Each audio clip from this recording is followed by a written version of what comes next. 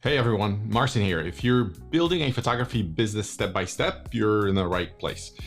Today, we're tackling one of the biggest invisible obstacles for photographers or future photographers, which is mental barriers. And trust me, we have them all. So here's what you'll learn in this video. First, we'll break down the top 3 mental barriers that hold most photographers back. Second, we'll share some quick mindset shifts to overcome them. And finally, we'll talk about practical steps you can take right away to get out of your own way. And remember, this video is just a glimpse of what we dive into in our community. Think of it as one piece of puzzle. Each video, we tackle another part of building your photography business. Oh, and stick around to the end. I've got a handy cheat sheet summarizing these mental barriers and some recommended reads if you want to dive deeper. Let's go.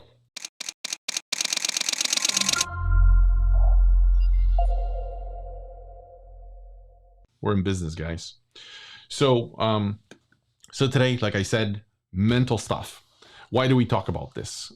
There's actually a couple things that are pulling you back, and I'll tell you a story. When I was probably 6 or if not 7 years into doing weddings, I remember.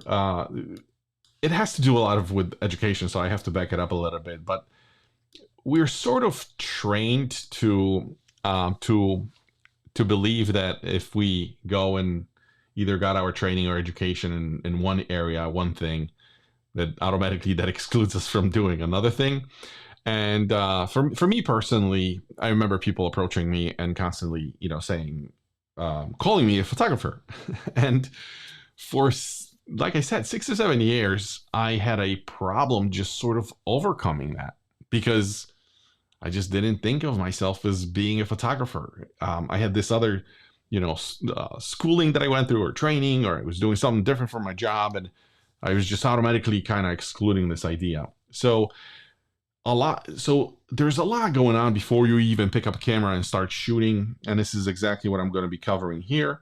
So let's see if this works. Breaking the barriers, your photography mindset. And it's not really photography. It's really creative. It's really whenever you're trying to do something new, you're going to go through those phases, those challenges. So I'll go through the slides. I'll just read whatever I have on the screen, and then let's add some flavor and some color to it. So this guide is for aspiring creators who want to overcome the mental blocks that hold them back. We'll explore common challenges and learn how to shift your mindset from fear to action. So it's really mental. It's really mental game. There's a lot going on. You try to overthink a lot of things, and those things will resurface. They not only happen at the very beginning of your journey. They sort of resurface whenever you're trying to level up. Even when I was 10 years into doing photography and going to the next level, next pricing level, next challenge. For example, when we were starting doing destination weddings, same exact idea. Like the same set of thoughts were coming in. So it's not only at the very beginning and once you're overcome, you're good to go. It's just whenever you're trying to break out of wherever you are currently to the next level, you're going to see this stuff. And I did mention a lot of like what happens in our life is at the very beginning, especially when we go through elementary, it's all kind of psychological game. We're indoctrinated by our schools. I mean, if you think about it, like constantly, when you're in school, you're constantly being, scored and judged, and you can't really work with others. It's all about like individual game. So a lot of that then pans out as we get older. We're dealing with stuff like that. So that's something that we're going to be covering here. Let me switch over to this slide. And the idea behind any sort of mental challenge is the execution. So whenever you get stuck and you're trying to like think your way out of it, it's probably not a way to do it. You should be actually taking action. A lot of people refer to it as like imperfect action, and just kind of moving along, doing the steps, and eventually getting there. when you sit down and you have a lot of ideas, there's usually never a shortage of ideas. Usually the problem is with execution. So when we try to sit down and like paint this vision of becoming a photographer, um, we can sit and think about it, but it really nothing happens until you actually start to execute and take steps, right? So, and the same thing is when you think about it, when we're trying to build a new skill set, we reach for books and we're trying to learn the material and just learn this skill. But like learning by just reading alone is not enough. You're gonna hear people saying, I actually came across information, some valuable information at one point that basically said that the knowledge that you get from books is declarative knowledge, right? But what you really need later is procedural knowledge. So yes, it's great to grab a book, to listen to material, to some training material like this one. But in the end, you actually have to reading is not enough, right? And I'm going to use an analogy. Let's say back in the day when we learned how to ride a bike, like you actually have to get on the bike and you gotta keep going. So just reading about the different types of bikes and different techniques of riding bikes will not teach you how to ride a bike unless you actually try the bike or try to ski or try to play tennis. Reading about it will not get you there. And then once you start going, you actually then get to modify your brain. Is basically adjusting as you go along, as you practice, as you experience certain things, and then basically you can adjust and learn as you go. On the slide here, many dream of becoming photographers, but few take the first step, and this is true. Probably 30% of the people that ever consider going into photography ever take the first step. The why is because we often get caught in the mental roadblocks that prevent us from taking action, and this is where the power of mindset comes into play. And this is exactly what I just covered. So, what are those challenges? The first one, the very first one that comes to mind is perfectionism, and we like to say a lot of times that we're perfectionists just because we really want, and this is by the way, there are studies out there. This is a psychological game, so it's not something that you can simply claim that you are perfectionism. Or all that happens is that you're basically trying to hide your subside your fear, because we do have that fear of failure. Like I said, a lot of times when it starts with school, we're judged, we're graded. And a lot of times we have this fear, and we like to say we're perfectionists. We like to get things to a certain level, but it's like you don't know what the perfect level is until you actually start going, you do it, you fail a couple times, and you perfect it into this nice and perfect thing. So that's really what happens. The slide says perfectionism is the belief that everything must be perfect before you start. But the truth is perfection is just fear in disguise. It's fear of making mistakes, fear of judgment, and fear of not being good enough, especially with photography. But let me finish the slide. The key is to focus on progress over perfection. Remember, done is better than perfect. Take action, learn from your mistakes, and celebrate your wins along the way.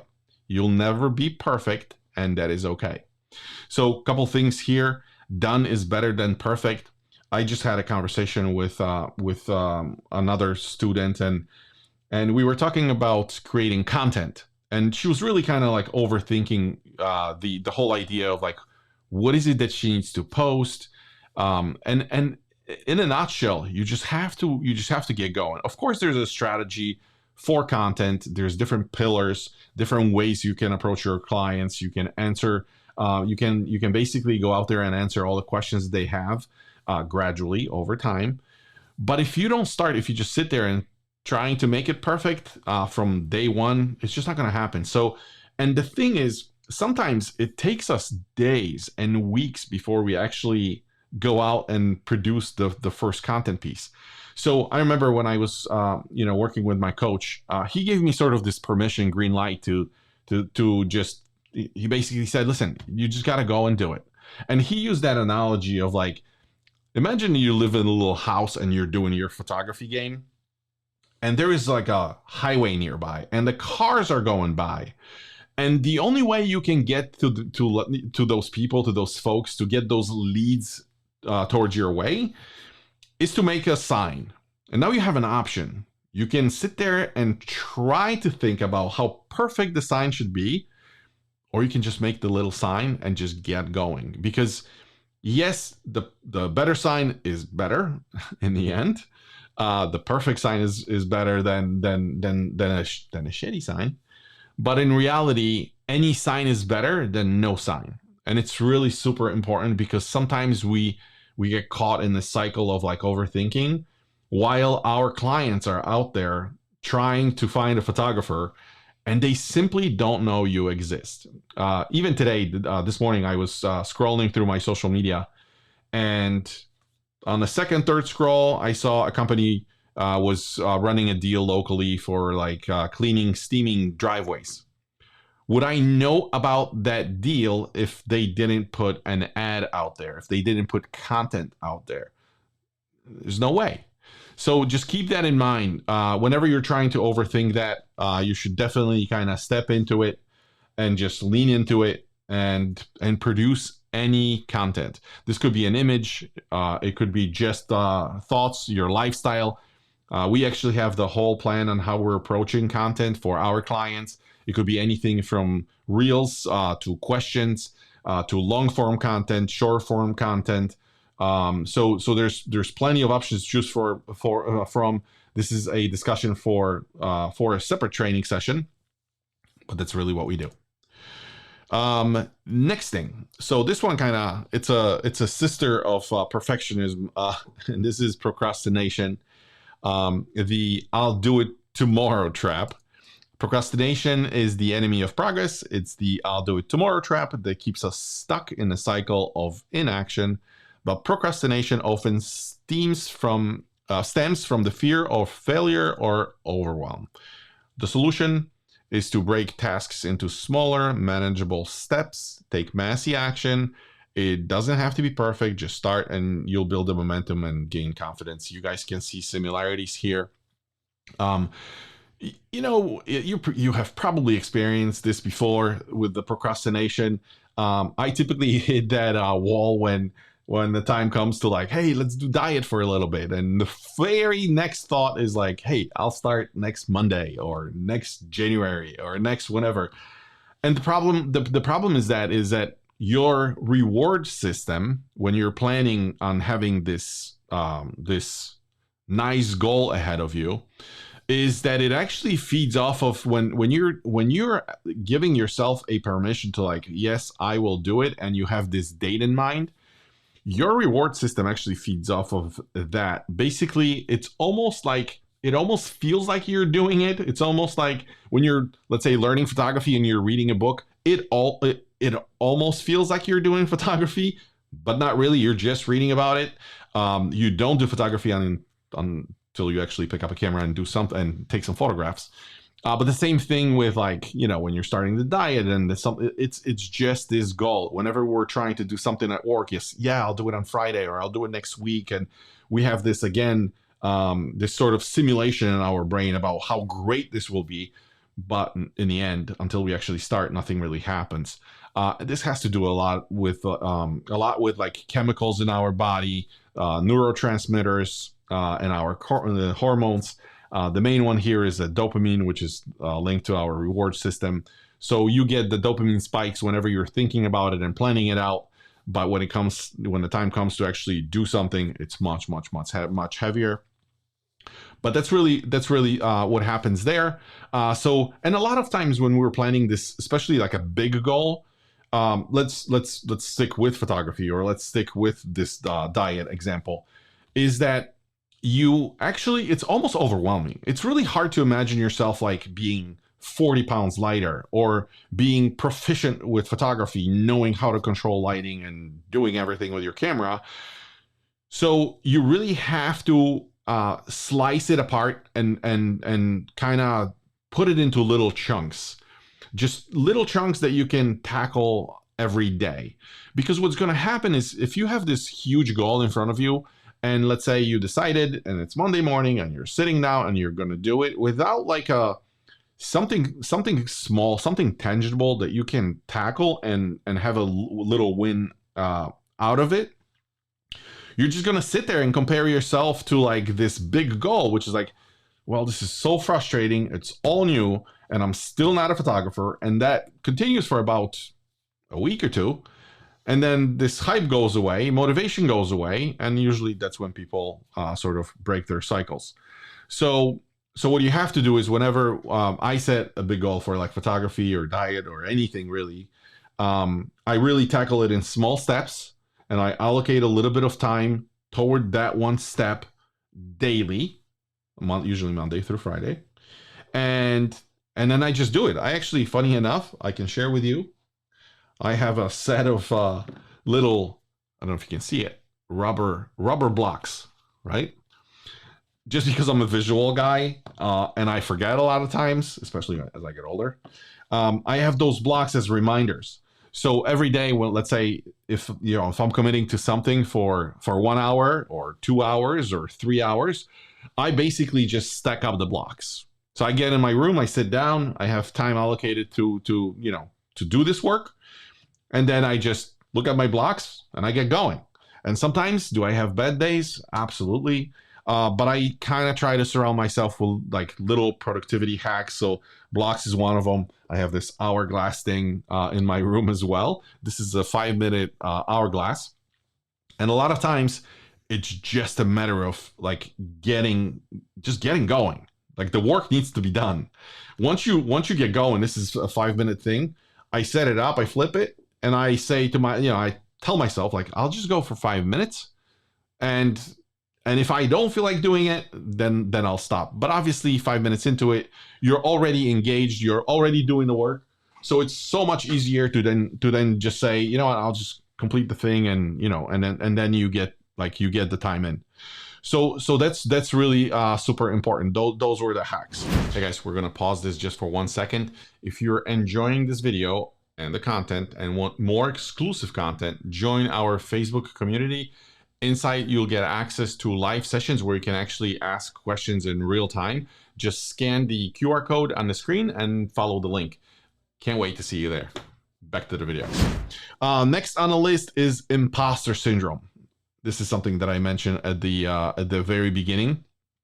The problem, and especially with photography, that you're gonna face is that usually when we look at other photographers, they're most likely already at a higher level.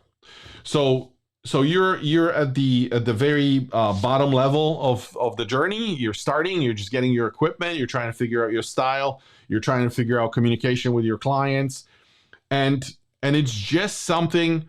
What happened to my site? All right, it's back. And it's just something that you have to understand, that you're going to be comparing yourself against those big guys. And very often we feel like we're faking it almost. And on top of it, what happens is you're looking at what they do.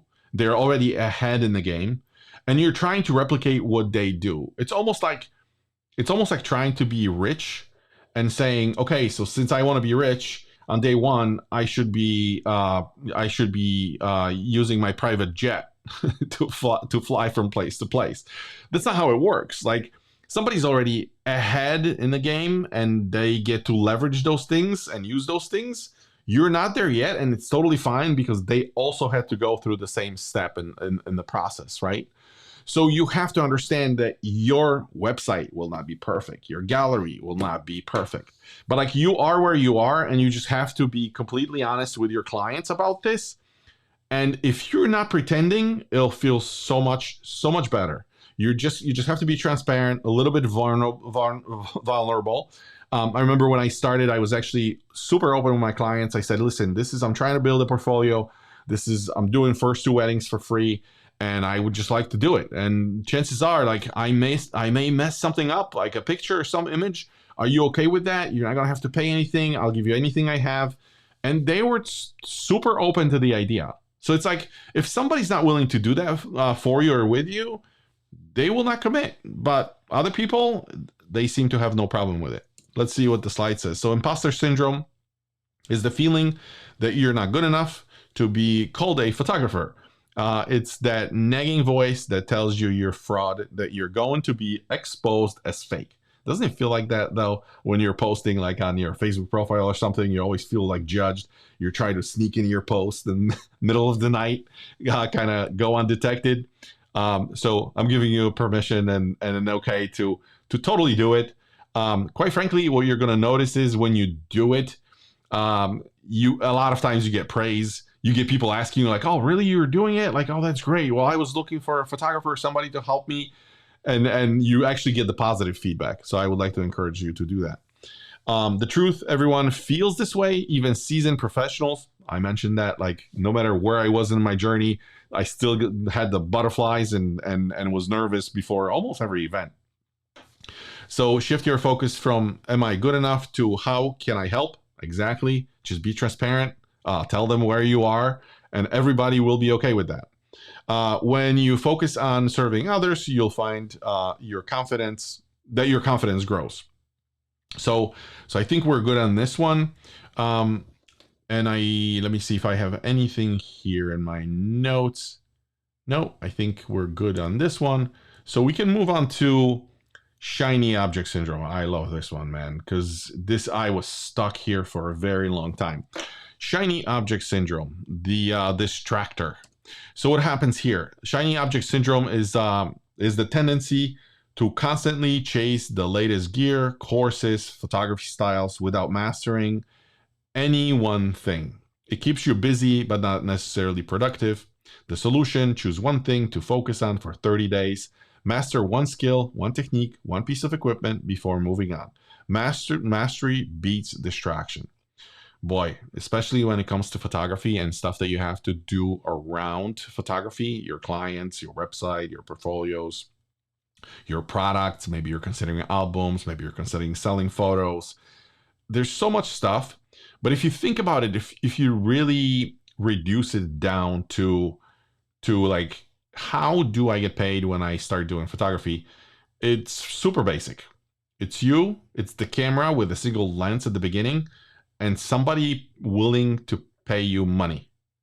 You don't need a website. You can pull images on your phone, or you can pull images in your Facebook gallery and just basically show them that. And people are not experts in terms of technically judging your photography, at least not most of them, right? So you're going to be surprised that it's basically approaching somebody, asking a question. What's the worst that can happen? Somebody doesn't like the work, doesn't vibe with it. There are different people liking different styles of photography. Same as you're watching other photographers and you're seeing different styles. Some things you like, some things you don't like, and it's totally okay.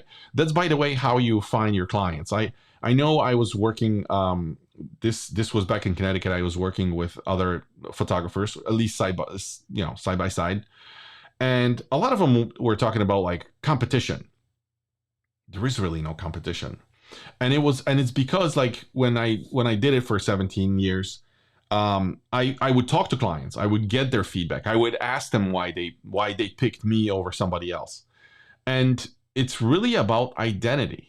Some clients will hire you because you're a woman. This is a guy. Some clients will do the opposite. Some clients would relate with me because we're originally from Poland. We were shooting Polish weddings. They prefer to work with somebody that spoke Polish. Like, that's totally okay. Some clients will work with you because you're super energetic and full of energy, and some clients will work with you because you're calm. So this actually should give you a lot of confidence because it's good to know that. So, like, when there are two photographers, clients, that we think that it's like product for product, so somebody's stealing your client when they go to another photographer. There's plenty of clients for all photographers out there, because people vibe with people buy from people People don't simply go out and judge you on your photography skills. Like, imagine a typical client, whether it's a corporate, business guy, an accountant, lawyer, bride, a family, a mom is trying to like hire you to do like family sessions. How much can she really judge photography level, the skills that you have, the photographs that you have over another photographer? Like when you look at two photographs, yeah, you can tell sometimes the differences, but like they're, even for photographers, it's sometimes hard to tell. Like, why is this photography, why is this image better than the other image? So like, I want you to be okay with feeling confident that whoever you are, when you project it out, don't pretend that you're somebody else. Be yourself, and you'll see that you'll attract the same client over and over. Same goes for like style. When we go and we say, hey, we have to figure out our style. At the very beginning, we try to like copy somebody's style, or we look at the photographers that we like and we try to mimic. But in the end, over like a 2, 3, 4 year period, we sort of work out our own style. And that becomes our style. So we're not trying to copy anybody. Back to the slide. I mentioned the solution. And the one thing that I wanted to mention here, so like when you're doing all of those things, there's, like I said, a lot of components, a lot of moving parts. And before you get everything down, focus on one thing at a time. When we hop into the pool of like equipment, online stuff, contracts, and just deliverables for the client, logistics of the wedding, whether we should do engagements, what do we do for our corporate clients? This is when we're shooting like babies, not shooting babies, photographing babies, just to be politically correct. But you know what I mean? It's a lot of stuff, and it just handle one. That's where focus comes from. That's where focus really kicks in. You have to focus on one thing and just handle that one thing. Because what's going to happen is let's talk about valley of despair. What happens is whenever we face a new concept, there's this psychologically defined, the emotional cycle of change. And this is the graph that you guys see here on the slide. And basically what happens is, if you look at numbers 1 through 5, what happens is we look at one opportunity. So in case of photography, it could be, we're looking at like figuring out how to build our website, right? And then we enter the stage of uninformed optimism, right? We're happy, we're excited. There's a lot of momentum, a lot of energy going. And then we start looking at like different options, what's available for hosting, for websites. Very slowly, we sort of like feel this load and overwhelm. Then we get to number 2, we're like informed pessimism. So we're like, well, it's not as easy as we thought. There's some actually work that needs to be done. And like, oh my God, I have to build a website. Now I got to gather the images and put some content together. And what am I going to put on the form? Should I include my FAQs? Do I do my pricing? Things get like, they get overwhelming pretty quick. And right after that, when you start looking at those different things that you have to prepare, you simply get overwhelmed. And you get to number 3, which is the valley of despair. So we sit there with all this information, instead of like slicing and dicing, like, okay, contract, what do I have to do? Okay, let's look up the contract. What needs to be in a contract? And just kind of take it day by day. It's going to take time. We get overwhelmed. We now have this whole thing on in front of us that we have to do this website. But then, we browse through a website, through a Facebook group. Somebody talks about an equipment. Next thing, we're on Amazon shopping for more equipment. And the same thing happens with everything else. And then we look at equipment. Then we look at, let's say, lighting, flash and lighting for the camera. Same thing happens. It's like you get excited. You usually buy it. Let's be honest. And then we get the equipment. It comes in. We unpack it. Again, informed pessimism. We're like, holy crap, this thing has a lot of options. Like, what do I do? And then you start digging through tutorials, more YouTube videos, right? And then again, number 3, valley of despair. It's like, holy shit, there's so much stuff that I have to cover. What happens next? Then we shift over again. Something comes up, we look at something else, and then we're back to number 1. And that's how people cycle through it. And what's really, really important is that when you're at the bottom at number 3, you actually have to spend, it's going to be painful and it's going to take a little time. I'm just honest with you, where you have to just organize that information and tackle it and just plow right through it. Because what's going to happen is you're going to get uncomfortable because it's all new. This is all new. Imagine, I don't know. I was never a ballet dancer, right? But if I was to pick it up, it would be tough. So that's really what happens with everybody else. They have to realize that it's going to be difficult. And as we get older, we have other people around us already performing at a certain level, and we do this comparison thing all the time. And it gets really difficult. And then we just simply give up, or we pretend like there's something more important to do. So I just want you to be aware of it. It's something that we have to do. We have to know that number 4 and 5 exists. It's just we have to go through this pain of doing it. So that's shiny object syndrome, super important. I was stuck between 1 and 3 for probably 2 years before I even started photography, because I was looking at website and camera and other equipment and professional lighting for studio, even though I wasn't planning on doing a studio. So you know exactly what I'm talking about. The confidence-competence loop. I think this may be the last one, but let's go through it. Confidence doesn't come first. Action does. The more you do, the better you get. Kind of what I said just a second ago. The better you get, the better you get, the more confident you feel. It's a continuous loop of growth and learning.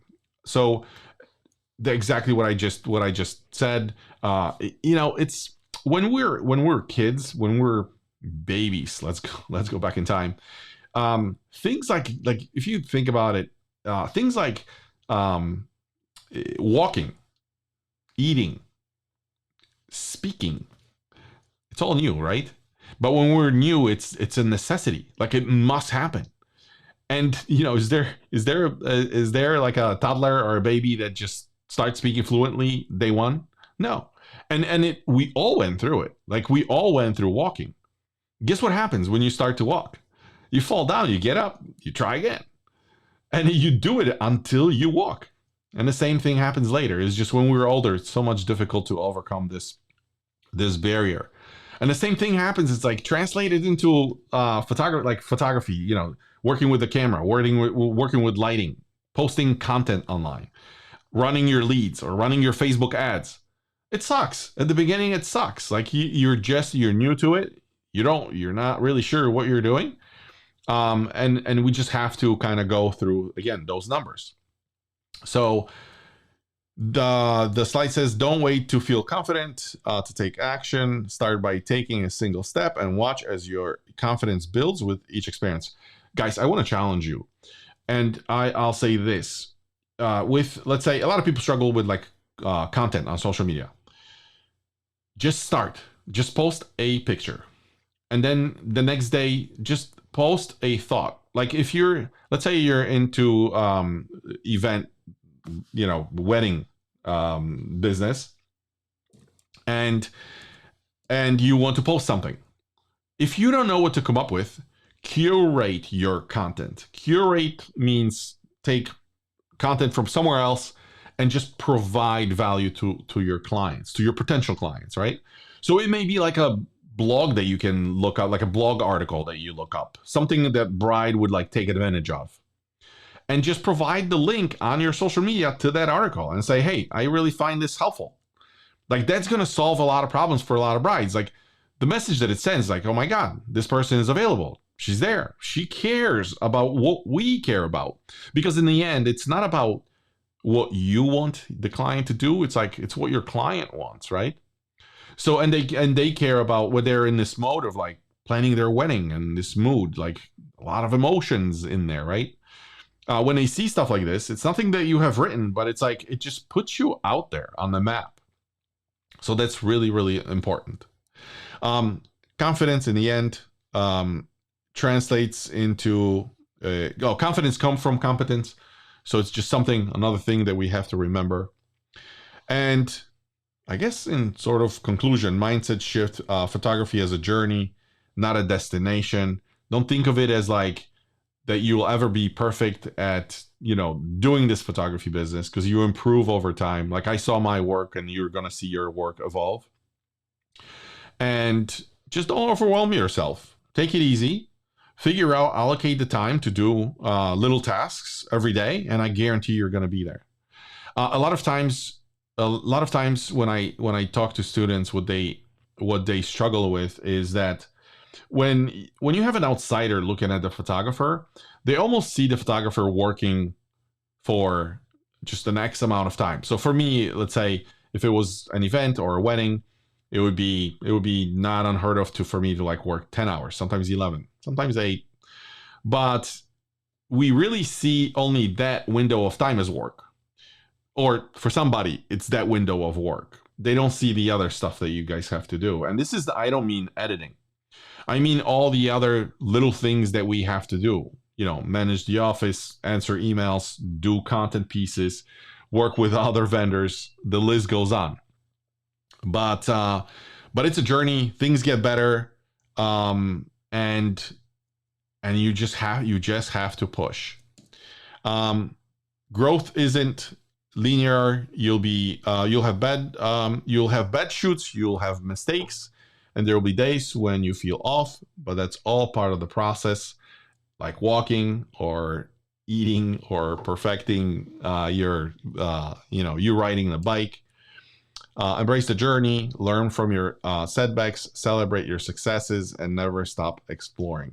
Photography is a lifelong pursuit, so enjoy the ride. All right, guys, thank you so much for watching. I love sharing this information with you for free. And the best way you can support me is by subscribing to the channel. Obviously, you're liking the video or leaving a comment below. Your support means the world to me.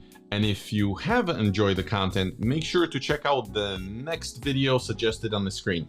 See you there.